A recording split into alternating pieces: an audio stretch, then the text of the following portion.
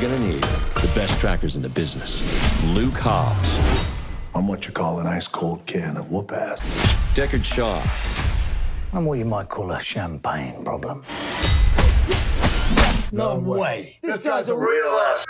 Full disclosure, I am not really a dedicated follower of the Fast and Furious franchise. In fact, I've not even seen the first 4 movies. I didn't start watching until Fast 5, which, according to the box office receipts, that's the same time everyone else started watching. That's when the series stopped being about street racing and more about elaborate heists in which Vin Diesel and a cast of characters whose names I can't even recall make physics their bitch. Also, Fast and Furious Presents Hobbs Shaw is the first movie in the franchise that I've seen in theatres, and that was mainly because I needed something to review this week, and what was I supposed to do? Review Angry Birds 2? I'd rather not. So anyway, as someone who isn't a devout follower of the franchise but has a base level understanding, I can safely report that Hobbs Shaw does a good job at continuing the recent trend of the series by delivering fun action beats, inventive set pieces, a sense of enjoyment without entirely devolving into outright stupidity. The plot is your standard action fare, where Dwayne Johnson and Jason Statham have to stop the genetically enhanced super soldier Idris Elba from destroying the world with a virus, which has found its way inside Statham's sister, played by Vanessa Kirby. Despite this pretty simple plot, which is mainly an excuse to set up action sequences, the story does move along very slowly, and at 135 minutes, the second longest runtime in the franchise, it's simply way too long. This and other Fast and Furious movies have no business being longer than 2 hours. Meaning that while the final set piece is exhilarating and fun and mind-blowing, the film has worn out its welcome by then.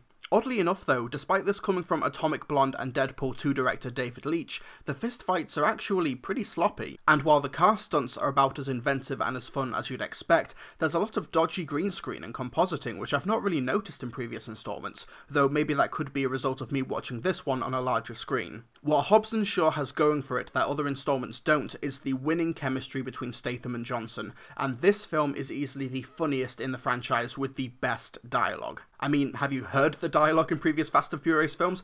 There's not much competition, but here, it's actually pretty good. These two really do work well together, and they also have great interplay with other celebrity cameos which are interspersed throughout the film, which I won't dare ruin for you. But all across the board, the cast do solid work. Even Idris Elba, who, despite playing what's meant to be a cross between the Terminator and Black Superman, comes across as a completely ineffectual villain who gets beaten at every turn. And this brings me to a random bit of news this week, where the Wall Street Journal learned about the stars of the Fast and Furious movies having it in their contracts that they can't lose fights, or be beaten up too badly, or be seen doing anything other than being hyper-masculine. Not only is this hilariously petty, but watching Hobbs and Shaw, these contractual agreements are really obvious, where Hobbs and Shaw have 3 fights with Idris Elba's villain, 1 in each act, and the first 2 fights are interrupted before our heroes can lose. It makes the villain look comically inept, and also removes any sort of stakes from the film, which further brings out the issue of the inflated runtime. I know I shouldn't be judging the film based on these contract negotiations,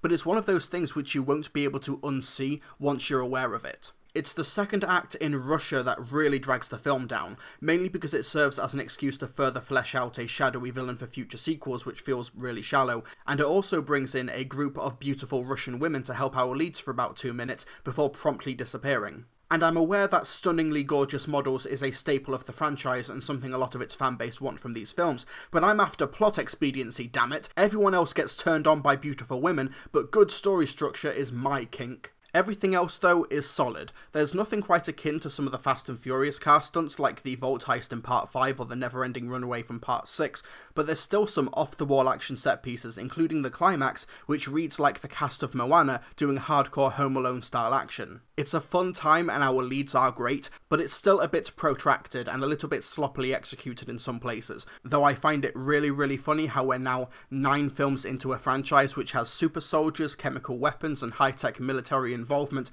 which all started out with street racers stealing DVD players. Still, as far as summer movies go, Fast and Furious Presents Hobbs and Shaw is a dumb, fun time, and I'm giving it 3.5 stars out of 5. So you guys are being hunted by an army of mercenaries led by a genetically enhanced soldier. Look at me. I'm Black Superman. Damn. He really is Black Superman.